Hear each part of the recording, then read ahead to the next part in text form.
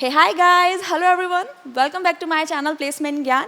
और आज इस वीडियो में आपके सारे डाउट्स क्लियर हो रहे होंगे कि एक्चुअल में 2025 में क्या चीज़ है जो आपको फॉलो करनी है ताकि आप इजीली स्मूथली अपनी डिज़ायर कंपनी डिज़ायर जॉब को क्रैक कर पा रहे हो। सो ये क्वेश्चन सिर्फ आपका नहीं है, मोस्ट ऑफ द बिगनर्स जितने भी फ्रेशर्स है सबका ये क्वेश्चन होता है कि how to become a software developer, क्योंकि 2025 आ चुका है और हम जानते हैं कि आईटी में एक्चुअल इतना ज़्यादा बूम है कि हमेशा आईटी फील्ड एक गैम्बलिंग की तरह है, जैसे कि टाइम टू टाइम अपडेट होते रहो, अदरवाइज आउटडेटेड हो जाओगे और मार्केट में आपकी वैल्यू कम होती रहेगी। तो इसीलिए अकॉर्डिंग टू ट्रेंड हम देखेंगे कि कौन से स्टेप्स हमको फॉलो करना।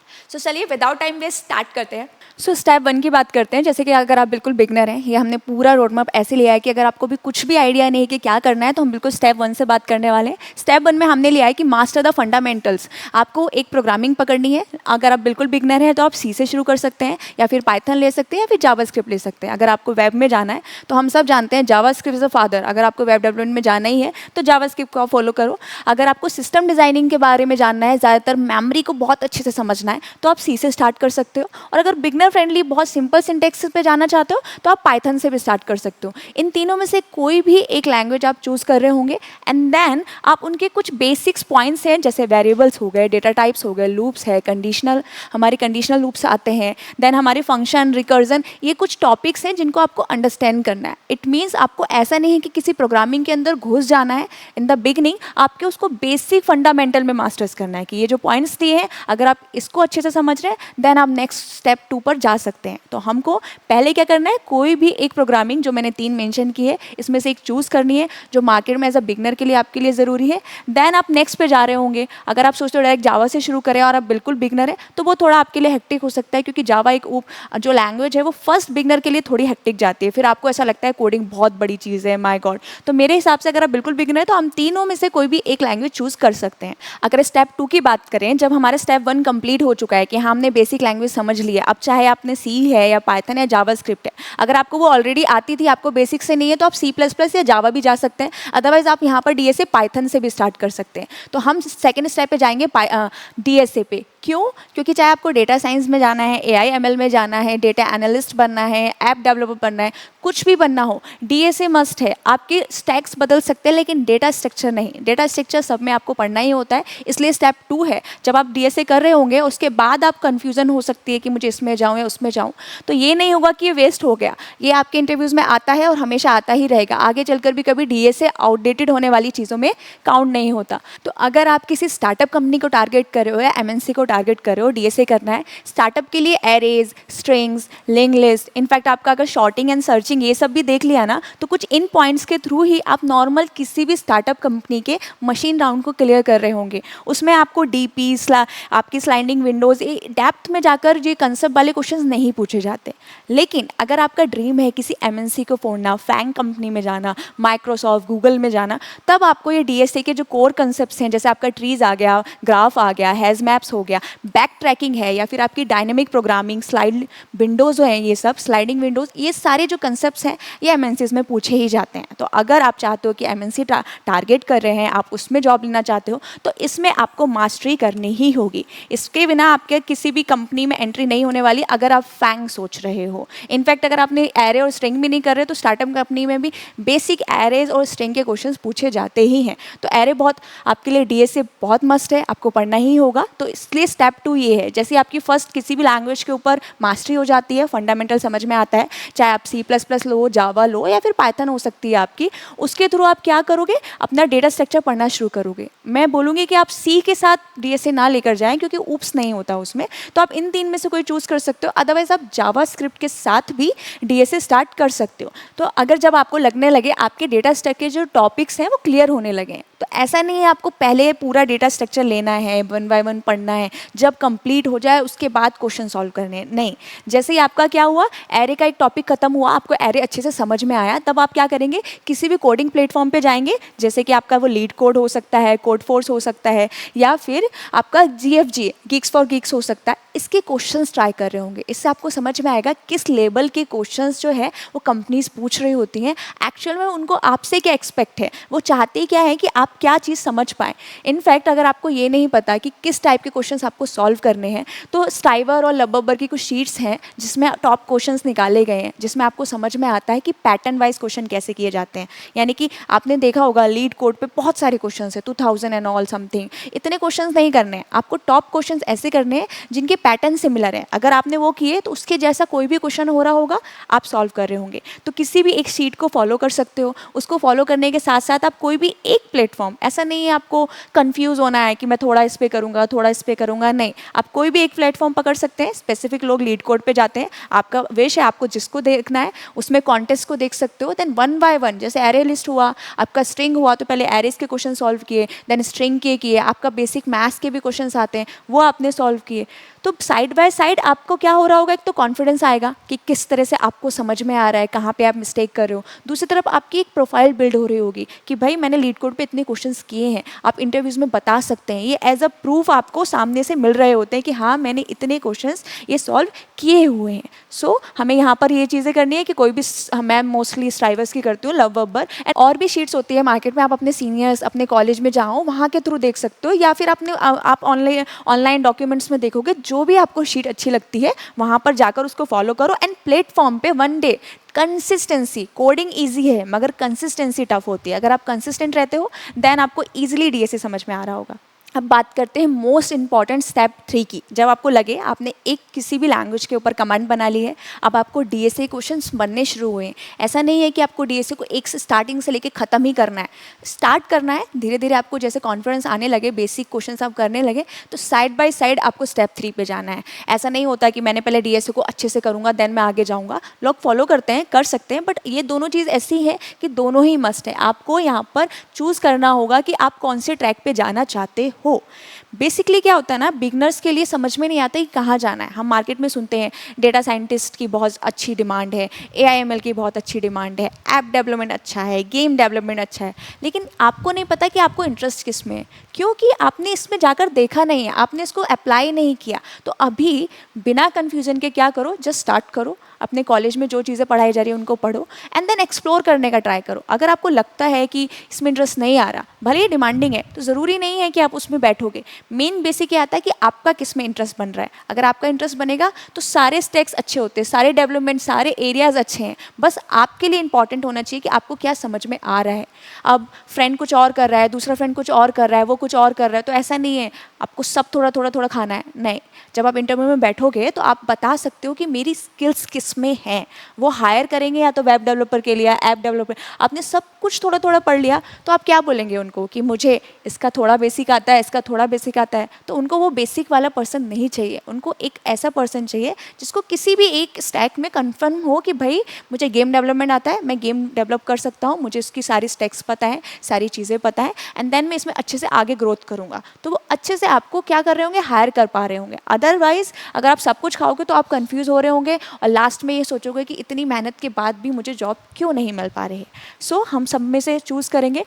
वेब डेवलपमेंट की बात करें तो वेब डेवलपमेंट में जैसे कि आपकी वेबसाइट्स हैं, वेब ऐप्स होती हैं, आप यूज़ कर रहे हो, आपकी वेबसाइट्स में आप ई कॉमर्स वेबसाइट्स, आप अमेजोन यूज़ करते हो, फ्लिपकार्ट यूज़ करते हो, वो इसी डेवलपमेंट में बनाई जाती है। इनफैक्ट आपकी इंस्टाग्राम जो वेब है वो भी इसी में बनाई जाती है। तो अगर आप वेबसाइट में इंटरेस्ट ले रहे होते हो तो आप वेब डेवलपमेंट में जा सकते हो। बहुत ट्रेंडिंग है, ऐसा है कि ये बहुत बार लोग बोलते हैं कि ये एक्सपायर, आउटडेटेड होने वाला है, वेब डेवलपर्स की जॉब्स ख़त्म हो जाएगी। ख़त्म नहीं होने वाली।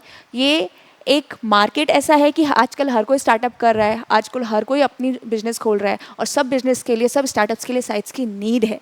तो वेब डेवलपर की जॉब खत्म नहीं होगी, बट एक्चुअली इसमें ट्रैफिक ज़्यादा आ गया, क्राउड हो गया, क्रस्टेड हो चुका है। बट अगर आपके पास स्किल्स हैं तो आप क्राउड के बीच में भी शाइन कर रहे होंगे। Getting it? दूसरा हमारा पॉइंट आ जाता है ऐप डेवलपमेंट। ऐप डेवलपमेंट क्या है, उसमें हम ऐप्स क्रिएट कर रहे होते हैं। चाहे आपकी कोई सी भी, आप अपने व्हाट्सअप ऐप देख सकते हो, आपकी ओला है, ठीक है, आप कहीं भी जाते हो टाइम में ओला रहा, आपका उबर रहा, ये सब ऐप्स है। तो जब हम मोबाइल एप्लीकेशन, एंड्रॉयड एप्लीकेशंस बना रहे होते हैं, iOS एप्लीकेशन बना रहे होते हैं, वो ऐप डेवलपमेंट के अंदर आती है। उसमें आप फ्लटर से स्टार्ट कर सकते हो, आपको डार्ट पढ़ना होगा, आप कोटलिन या सूट से भी स्टार्ट कर सकते हो। तो अब आप क्या कर रहे होंगे, ऐप डेवलपमेंट में मास्टरी कर पा रहे होंगे। Getting it? द थर्ड आता है गेम डेवलपमेंट। इसमें बहुत लोग कंफ्यूज होते हैं कि कैसे करना है, क्या करना है, बहुत इंटरेस्टिंग है।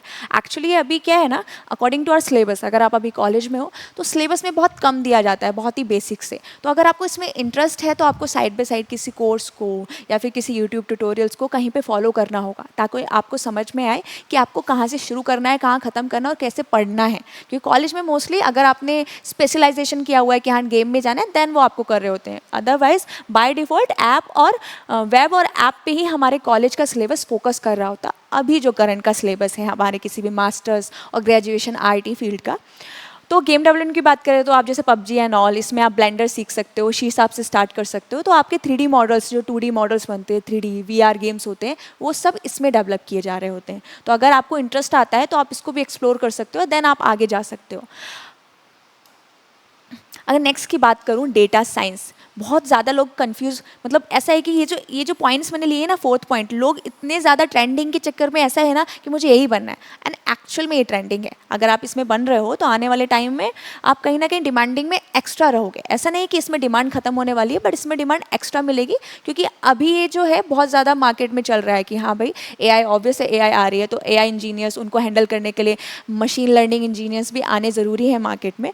बट अगर आपको ये पता ही नहीं है, जस्ट बिकॉज ऑफ ट्रेंडिंग में आप जा रहे हो, तो पहले एक्सप्लोर करो क्या ये आपके लिए है, क्योंकि इसमें आती है मैथ्स। अगर आपको मैथ्स से बहुत ज़्यादा प्यार है, आप समझ सकते हो, आपका बैकग्राउंड मैथ्स से, देन बहुत ईजिली जा सकते हो आप इसमें। ऐसा नहीं है कि मैथ्स नहीं आती तो आप नहीं जा सकते, but you should be know कि हमें करना क्या है, उसमें सीखना क्या है। इसमें पाइथन बहुत ज़्यादा इंपॉर्टेंट आ जाती है, क्योंकि इसमें पूरा जो सिनेरियो है वो पाइथन से ही है। इसमें क्या करता है, AI एंड ML आपके जो भी डेटा है उसको लर्न करता है, उसको फीड करता है, उसके थ्रू हमारी जो भी AIs है, जो मशीन्स हैं, उनको लर्न कराता है, उनका कोई पैटर्न क्रिएट करा रहा होता है। तो ये जॉब्स ऑब्वियसली मार्केट में ट्रेंडिंग में है, बट हमको एक्सप्लोर करके देखना होगा क्या हम इस जॉब में फिट हो रहे हैं। अगर ये हमारा इंटरेस्टेड एरिया है देन गो फॉर इट, अगर नहीं है तो ऐसा कुछ भी नहीं है कि ये ट्रेंडिंग में है तो ये ख़राब है। सब कुछ अपने अपने इंटरेस्ट और स्किल लेवल पे है, सब मार्केट में चल रहा है। IT फील्ड में कुछ भी ऐसी चीज़ें नहीं है इनमें से कि भाई अगर आपने स्किल पे काम किया तो आपको जॉब नहीं मिल रही होगी। अगर स्किल्स हैं तो आप 100% जॉब्स उठा रहे होंगे। लास्ट हमारा आ जाता है साइबर सिक्योरिटी। साइबर सिक्योरिटी यानी अगर आपको एथिकल हैकिंग में इंटरेस्ट है, आपको हैकिंग करने में बहुत ज़्यादा, हम मूवीज़ में देखते हैं ना द हैकर्स, तो अगर आपको उसमें इंटरेस्ट है तो आप साइबर सिक्योरिटी में जा सकते हो। डेवऑप्स, जब आपको डिप्लॉयमेंट, ऑटोमेशन डिप्लॉयमेंट करना होता है, डॉकर, कुबरनेट सीखना होता है, तब आप इसमें जा सकते हो। ये भी बहुत डिमांड में चल रहा होता है तो इसके लिए। अदरवाइज न्यू है ब्लॉकचेन, अगर आपको क्रिप्टो एंड ऑल का आइडिया है तो वो सब हमारा ब्लॉकचेन के थ्रू हो रहा होता है। तो इन सब के ऊपर ये सारे ऐसी चीज़ें हैं जो अभी मार्केट में है। आप इसमें से अगर किसी भी एक चीज़ में, आपको सब नहीं करना है, अगर इनमें से आपने किसी एक चीज़ में भी मास्टरी की ना, तो आप डेफिनेटली जॉब ले रहे होंगे, वो भी अपनी डिज़ायर कंपनी में, अपनी ड्रीम जॉब ले पा रहे होंगे। अभी हम स्पेसिफिक बात करने वाले हैं वेब डेवलपमेंट की। मैं इसका आपको रोड मैप बता रही हूँ कि आपको क्या सीखना है। सपोज आप इसमें से किसी भी नीचे में इंटरेस्टेड हैं कि आपको इनमें जाना है, तो आप मुझे कमेंट कर सकते हो, देन मैं उस टॉपिक पे डेडिकेटेड एक रोड मैप बना रही हूँ कि आपको क्या सीखना है। आज हम इसमें बात करने वाले नेक्स्ट वेब डेवलपमेंट, क्योंकि ये जो है मोस्ट ऑफ द अभी हमारे सिलेबस में है, और अभी तक का अगर आप बिगनर हैं तो स्टार्टिंग यहाँ से करना बहुत बेस्ट रहेगा, क्योंकि एटलीस्ट ये बिगनर फ्रेंडली है और इंटरेस्टेड आता है। जब आप किसी डिज़ाइन करते हो, वेबसाइट को देख पाते हो, कलरफुल बना पा रहे होते हो, तो वो आपको बहुत इंटरेस्ट जताता है ताकि आप कोडिंग में जाएं, देन आप नेक्स्ट लेवल पे जा सकते हो। सो हम वेब डेवलपमेंट की बात करेंगे यहाँ पर।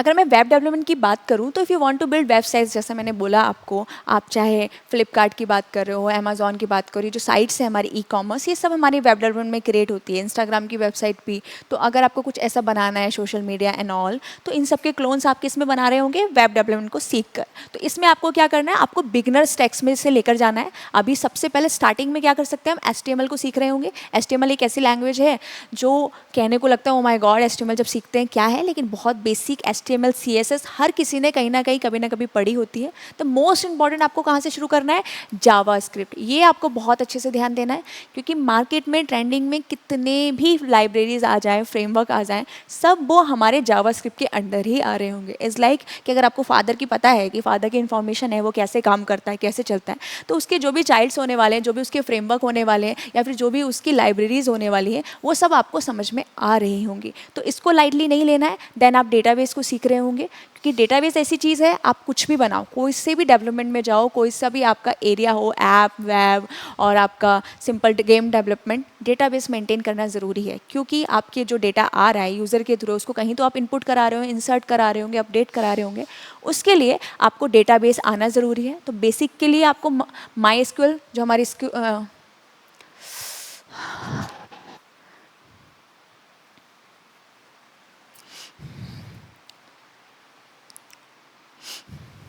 तो ये हमको ज़रूर सीखना होगा। MySQL एक ऐसी लैंग्वेज है इस डेटाबेस की, आप किसी भी इंटरव्यूज़ में जाओ वो पूछा ही जाता है। It's not about your stack, आप कोई सा भी स्टैक कर रहे हो, SQL ज़रूर पूछा जाता है, सबसे ज़्यादा डेटाबेस में पॉपुलर है। फिर हम गिट और गिटहब की बात कर रहे होंगे। गिट और गिटहब हमारा क्या है, एक तरह से कोड को मैनेज करने का काम करता है। अभी आपको गिट एंड गिटहब में बहुत डेप्थ में नहीं जाना होगा। जब आप किसी कंपनी में एंट्री कर रहे होंगे तब आप बहुत अच्छे से डेप्थ में गिट के बारे में समझ रहे होंगे, गिटहब के बारे में समझ रहे होंगे। एक वर्जन कंट्रोल सिस्टम होता है गिट में, आप लोकली अपने जो भी कोड है उसको पुश कर सकते हो, देन आप उसको ब्रांचेस बना सकते हो, अपने हर वर्जन को, नए नए वर्जन जो भी अपडेटेड वर्जन है उसको पुश करोगे, गेट करोगे। और गिटहब अगर आपको टीम के साथ कोलैब करना है, अपना टीम के साथ जो भी अपडेटेड वर्जन है, जो भी आपका कोड है, जिस प्रोजेक्ट पे आपकी पूरी टीम काम कर रही है, उसके लिए आप गिटहब यूज़ कर रहे होंगे। Getting it. देन हम बात कर लेते हैं अपने next, which is the level up stack. Level up stack यानी कि अभी मार्केट में जो ट्रेंडिंग है, ये हमारा बिगनर स्टैक है, इसको आपको पढ़ना है। इसलिए नहीं कि ये मार्केट में नहीं चल रहा है, ये ट्रेंड पे डायरेक्ट जाए। अगर आपने ये पढ़ा, ऑलमोस्ट आपने 50% समझ लिया, 50 छोड़िए 60 to 70% समझ लिया, क्योंकि जावास्क्रिप्ट के अंदर ही ये सारी चीज़ें आती हैं। जैसे कि हमारा रिएक्ट जेएस, अभी 2025 में किंग बना हुआ है। रिएक्ट जेएस की बात करें या एंगुलर की बात करें या व्यू जेएस की बात करें, तीनों भाई बहन जैसे रहते हैं। थोड़ा बहुत सिंटेक्स एंड ऑल का डिफरेंस है, जैसे एंगुलर थोड़ा कॉम्प्लेक्सिटी में आ जाता है, उधर ही व्यू जेएस थोड़ा सिंप्लिसिटी में हमारा काउंट हो रहा होता है। तो हम रिएक्ट जेएस की बात कर रहे होंगे, हमारी टेलविंड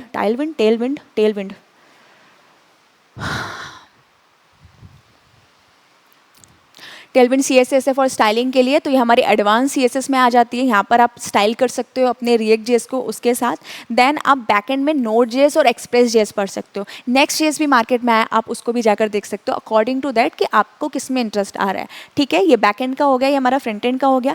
डेटाबेस में यहाँ पर आता है MongoDB। स्पेसिफिक अगर आप मन की बात कर रहे हैं, फुल स्टैक बनना चाहते हो, तो मन में हमारा MongoDB, एक्सप्रेस, रिएक्ट और नोड जेएस आता है। इसमें आप रिएक्ट को एंगुलर के साथ भी चेंज कर सकते हो, नोड जेएस की जगह आप नेक्स्ट जेएस भी पढ़ सकते हो। बट ये वही मन है, मन की जगह आप मीन सीख सकते हो। बट वेब डेवलपर अभी ट्रेंडिंग मार्केट में बनने के लिए आपको ये स्टैक आना ज़रूरी है। अगर आप वेब डेवलपमेंट में जाना चाहते हैं तो ये कंपलसरी रहेगा। फिर आप जब ये चीज़ें सीख जाए तो आपको रेस्ट APIs बनाना आना चाहिए, क्योंकि आप अगर API से उसे कॉल करना नहीं सीख पा रहे हैं, डेटा लेना नहीं पा रहे हैं, तो फिर आपकी जो साइट्स है वो उतनी अच्छी वो नहीं हो पा रही होगी आपको डेटा एंड ऑल के लिए। तो देन आप APIs कर रहे होंगे एंड देन आप होस्टिंग करेंगे, अपने रेंडर कर रहे होंगे। यहाँ पर हम बोल सकते हैं डिप्लॉयमेंट भी सीखने की बात करी, जैसे डॉकर एंड कुबरनेट। अगर आप डॉकर सीख जाते हो तो उसके थ्रू आप ऑटोमेट जो डिप्लॉयमेंट होता है प्रोजेक्ट्स का, वो सीख रहे होंगे, जो आपके रिज्यूमे में हाईलाइट होकर आएगा कि आपको डिप्लॉयमेंट ऑटोमेशन कितने अच्छे से आता है। सो ये एक ऐसा रोड मैप है। अगर आपने इसमें से बेसिक चीज़ें, यानी कि आपने इसको अच्छे से किया तो 60% आपने ये डन किया, देन आप इस पर सिर्फ मन पे भी काम करोगे तो आपका बेसिक वेब डेवलपमेंट के लिए जाने के लिए आप रेडी हो। आपकी अगर इसमें स्किल सेट बन जाता है तो आपकी जॉब कहीं नहीं गई एज ए वेब डेवलपर। आप फुल स्टैक बन रहे होंगे और मार्केट में फुल स्टैक डेवलपर की बहुत डिमांड है। अगर आपको सिर्फ फ्रंट एंड बनना है तो आपको फ्रंट एंड के लिए react JS and all something से चलेगा, डेटाबेस आना होगा। अगर बैक एंड बनना है तो आप नोड जेएस से काम करोगे। लेकिन फुल स्टैक का डिमांड बहुत ज़्यादा रहती है, जो बैक एंड और फ्रंट एंड दोनों को हैंडल करना जानता है। तो इसके थ्रू आप अच्छे से वेब डेवलपमेंट एरिया में एंट्री ले पा रहे होंगे। अब बात कर लेते हैं हमने स्टेप 4 की। जैसे कि आपको क्या समझ में आया कि हमने जितने जितने स्टेप्स देखा, हमने स्किल्स देखी, वो हमने सीख लिया, हमने सारे स्टेप्स को पढ़ा, समझा कि एक्चुअल में उसे कैसे करना है। अब जैसे आपको सीखते गए, सिर्फ ऐसा नहीं है कि आपको थियोरेटिकल या ट्यूटोरियल्स देख के करना है, आपको उसको इम्प्लीमेंट करना होगा। आपको क्या करना है, प्रोजेक्ट्स बिल्ड करने हैं, क्योंकि रिज्यूमे में उनको ये नहीं चाहिए कि आपकी स्किल्स कितनी है, उनको ये भी चाहिए कि आपने उन स्किल का यूज़ कहाँ किया है। आप कॉलेज में जाओगे, आपको सेमेस्टर वाइज भी प्रोजेक्ट्स बनाने पड़ते हैं हर सेमेस्टर में। उसी हिसाब से आपको ऐसे प्रोजेक्ट्स बनाने हैं जो आपके रिज्यूमे में हाईलाइट होकर आए और इंटरव्यू इम्प्रेस हो पाए कि आपने उस स्किल्स का कहीं अच्छे से यूज़ किया है। तो हम यहाँ पर क्या कर रहे होंगे, प्रोजेक्ट्स बना रहे होंगे। जैसे मैंने बोला, रिज्यूमे में सिर्फ स्किल्स नहीं डालनी होती, प्रोजेक्ट्स डालने होते हैं जो प्रूफ होते हैं कि आपकी ये स्किल्स कितनी सॉलिड है, ताकि आपको समझ में आए कि आपने जो सीखा था वो यूज़ भी करना आता है। देन आप बनाते जाएंगे और अपने गिटहब पे उसको अपलोड करते जाएंगे। गिटहब पे अपलोड करना एक प्रोफाइल का एक तरह से आपको एक प्रूफ हो हो जाता है कि मैंने इस दिन बनाया, ये अपलोड किया, उसमें डे बाय डे हम उसको अपलोड कर रहे होते हैं, डे बाय डे हम उसमें ब्रांचेस क्रिएट कर रहे होते हैं, अपने नए वर्जन को चेंज करते हैं, हम उसको सीख पा रहे हैं क्योंकि आगे चलकर हमें इस पर काम करना ही है कंपनी में। सो ये आपको अलग से यूनिक एक प्लस पॉइंट दिला रहा होता है। जब हमारा स्टेप 4 हो जाएगा तो हम बात कर रहे होंगे स्टेप 5 की, लर्न एंड गिटअप। इसमें मैंने पहले भी आपको बोला बहुत डेप्थ में जाने की ज़रूरत नहीं है कि ये क्या होता है एंड ऑल। इसमें अगर आपको बेसिक भी समझ में आता है ना कि हाँ भाई पुश कैसे करना है, ब्रांचेस कैसे क्रिएट होती है, कैसे मेरे जो कुछ कमांड्स है वो कैसे काम करते हैं, मैं कैसे अपडेटेड कोड को पुश कर सकता हूँ, गेट कर सकता हूँ, मुझे पुल करना आना चाहिए, रीडमी फाइल को अच्छे से क्रिएट आना चाहिए। रीडमी फाइल में हमें पता होता है कि हमारा प्रोजेक्ट काम क्या करता है, उसमें एक्चुअल में क्या क्या यूज़ हुआ है, एक तरह से पूरी डिटेल होती है हमारी। तो वो सब के लिए हमें गिट एंड गिटअप पढ़ना होगा जो हमारा वर्जन कंट्रोल सिस्टम है।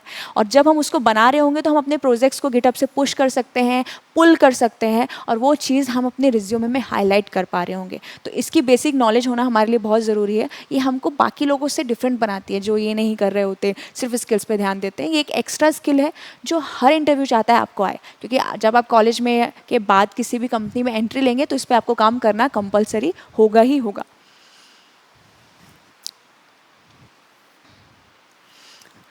अब हम स्टेप 6 की बात कर लेते हैं। अगर आप एमएनसी को टारगेट कर रहे हैं, अगर आपका ड्रीम है कि आप किसी फैंग कंपनी में जा रहे हो, माइक्रोसॉफ्ट छोड़ रहे हो, फेसबुक जा रहे हो, मेटा जा रहे हो, तो उसके लिए आपको यहाँ पर आनी चाहिए system design. System design beginner level पे, अगर आप फ्रेशर हो तो बहुत हाई में नहीं जाना है, एक एक्स्ट्रा एडवांस लेवल की सिस्टम डिज़ाइनिंग की ज़रूरत नहीं है, बट बेसिक सिस्टम डिज़ाइनिंग आनी चाहिए। वो क्या होती है कि आप एक्चुअल में जब प्रोजेक्ट बना रहे हो तो वो कितने बेस्ट तरीके से बना रहे हो। जैसे घर एक आर्किटेक्ट बनाता है तो उसको पता है कि कितने अच्छे वे से बनाना है ताकि वो किसी भी स्टेज में, चाहे हमारा आंधी आए तूफान आए, वो अच्छे से खड़ा रहे, हर सिचुएशन में, बारिश में, हर चीज़ में वो अच्छे से डेवलप हो रहा हो हमारा घर। तो आर्किटेक्ट क्या करता है कि उसका पूरा ब्लूप्रिंट बनाता है और देखता है कि कहीं पर कोई लूप होल ना रह जाए, कोई मिस्टेक ना रह जाए। तो सिस्टम डिज़ाइनिंग में हम एक अपने प्रोजेक्ट को अच्छे से आर्किटेक्ट, अच्छे से स्ट्रक्चर में बनाना जानते हैं ताकि वो और ऑप्टिमाइज हो पा रहा हो, या फिर हमारे पास एक साथ बहुत सारे मिलियंस व्यूअर्स एक ही दिन में, एक ही सेकंड में आ जाए, तो मेरी जो प्रोजेक्ट है वो क्रैश ना हो रहा हो, मेरी साइट जो है वो क्रैश ना हो जाए।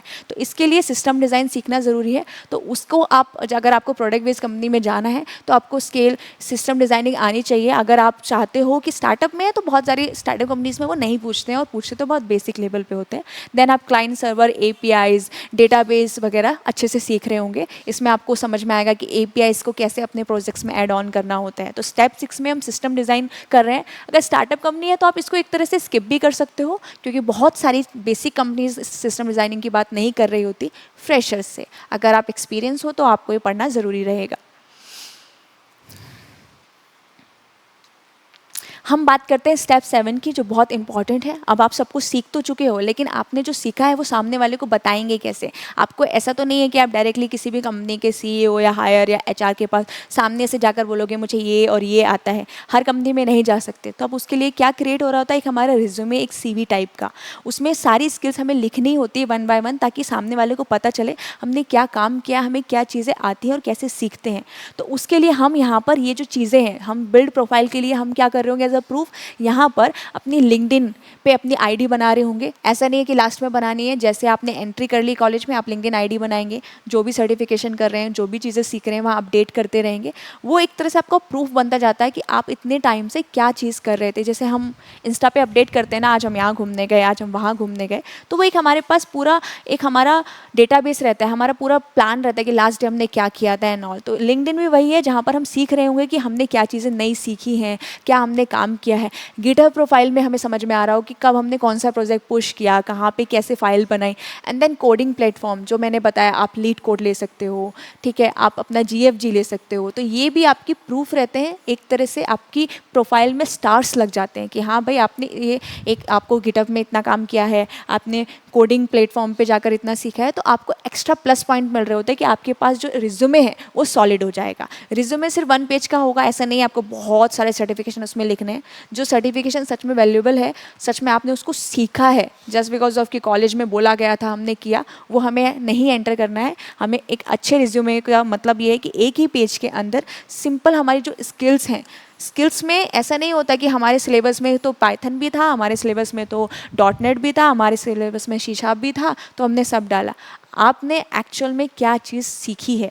स्किल्स का मतलब होता है कि अगर आपने पाइथन डाला है तो पाइथन का ए से लेके जेड वो आपसे पूछेगा और आपको आना चाहिए। आपने डाला और आपने बोला मैंने सिर्फ पढ़ा था, तो वो स्किल्स नहीं हुई, वो जस्ट लर्निंग हुई कि हाँ हमारे सिलेबस में था। तो यहाँ पर हम अपनी स्किल्स को डाल रहे होंगे, हमारे रिज्यूमे में हमारे लिंक्डइन की आईडी हमारा जाएगा, लिंक जा रहा होगा, गिटहब जा रहा होगा, कोडिंग प्लेटफॉर्म में हमने कितने क्वेश्चंस किए, वो हमारे रिज्यूमे को क्या बना रहे होंगे, बहुत ही ज़्यादा स्ट्रॉन्ग बना रहे होंगे। तो अगर आप ऑफ कैंपस भी जाकर ट्राई करते हो तो वो रिज्यूमे सिलेक्ट होने के चांसेस बहुत ज़्यादा बढ़ जाते हैं उससे। तो जो स्टेप 7 है, स्टेप 7 कंप्लीट होते ही you are ready for the interviews. जब आप अपने इस रिज्यूमे को भेजेंगे और रिज्यूमे सिलेक्ट हो रहा होगा तो आपके कुछ राउंड्स होंगे एंड देन हम अपनी कंपनीज में जा रहे होंगे।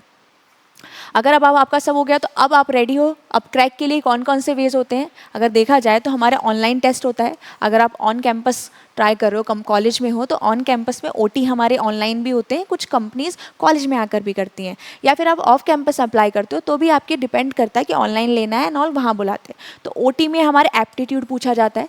एप्टीट्यूड पे आपको ध्यान देना होगा, इसे हम कई बार इग्नोर कर देते हैं कि लास्ट में पढ़ेंगे। इसको भी साइड बाय साइड हमको कुछ लेक्चर्स देखने हैं, बहुत ज़्यादा हार्ड लेवल का नहीं होता, इसमें एप्टीट्यूड एंड रीजनिंग आता है, आप बेसिक तरीके से निकाल लेते हो। एंड कुछ कंसेप्ट्स आते हैं C plus plus and all के, कुछ आउटपुट बेस्ड क्वेश्चंस आते हैं, डिपेंड कि वो कंपनी क्या चाहती है। आप किसी भी कंपनी का जब फॉर्म भरोगे पहले रीड करोगे उस कंपनी की नीड क्या है, देन आप उस हिसाब से प्रिपेयर रहोगे कि वो आपसे वही पूछने वाली है कि वो किसके लिए हायर करेगी। इट्स नॉट अबाउट कि आपको सी आता है तो क्या पता वो पाइथन के लिए आ रही है, तो वो तो आपसे पाइथन पूछेगी। तो आपको देखना है कि बायो में उसने क्या दिया हुआ है कि भाई उसको क्या चीज़ें चाहिए, उस हिसाब से वो इसमें क्वेश्चंस डाल रहे होगे, आउटपुट बेस्ड क्वेश्चन। जैसे ही आपका ओटी क्लियर हो जाता है हम आ जाते हैं सेकंड पॉइंट पे, which is the most important, जिसके लिए हम रेडी हो रहे थे, that is the DSA round. Most of the student OT clear कर लेते हैं लेकिन यहाँ पर रिजेक्ट हो रहे होते हैं, क्योंकि डीएसए में मशीन राउंड जो होता है वो आपकी लॉजिकल थिंकिंग को बताता है। ये बताता है कि आप कितना अच्छे से सीख रहे हो, आपकी जो प्रॉब्लम सॉल्विंग स्किल है वो कैसी है। तो उसके लिए आपको डीएसए राउंड प्रिपेयर करना है और उसके लिए आपको परमानेंट कंसिस्टेंसी के साथ किसी भी प्लेटफॉर्म, एक प्लेटफॉर्म कोई भी हो सकता है वो, उस पर स्टिक हो जाना है। ऐसा नहीं है कि आपने एक दिन 15 क्वेश्चन कर दिए, एक दिन 0 किया, अगले दिन आपने स्किप किया। आपको डेली 1 करो चाहे, लेकिन डेली क्वेश्चंस करने हैं ताकि आपकी हैंड्स ऑन प्रैक्टिस जो है वो कंप्लीट हो रही हो। ऐसा नहीं है कि मैंने किया था बट लास्ट टाइम पे याद नहीं आ रहा। तो यहाँ पर आपको अच्छे से करना है। जैसे आपका डीएसए राउंड कंप्लीट हो जाता है आपका ये राउंड पूछा जाता है। इसमें हम लोग बहुत बार कंफ्यूज होते हैं कि पढ़ना है या नहीं है। ये हमारे सिलेबस में ही हमें पढ़ाया जाता है, लेकिन उस टाइम हम सिर्फ क्या करते हैं, सेमेस्टर एग्जाम में सीजीपीए मेंटेन करने के लिए पढ़ लेते हैं कि हमारा एग्जाम क्लियर हो जाए एंड देन खत्म। बट ऊप्स का कंसेप्ट, डीबीएमएस, आपका ऑपरेटिंग सिस्टम, आपका नेटवर्किंग बहुत इंपॉर्टेंट होता है, क्योंकि आप जब कंप्यूटर नेटवर्क्स अच्छे से पढ़ रहे होते हो तो इस टाइप के क्वेश्चन, इसके बेसिक फंडामेंटल आपसे इंटरव्यूज में पूछे जाते हैं। ओएस पे बहुत सारे क्वेश्चन पूछे जाते हैं, डीबीएमएस बहुत बाजार पूछा जा रहा है, और ऊप्स तो भाई 100% पूछा ही जाना है। तो आप सी में C++ पढ़ रहे हो, जावा पढ़ रहे हो, इन दोनों में आपको ऊप्स अच्छे से करना है, क्योंकि इनके ऊपर क्वेश्चंस पूछे जाते हैं। आपने मशीन राउंड निकाल लिया और ये सब नहीं पढ़ा तो भी आपका कंपनीज में आगे जाकर प्रॉब्लम हो रही होगी।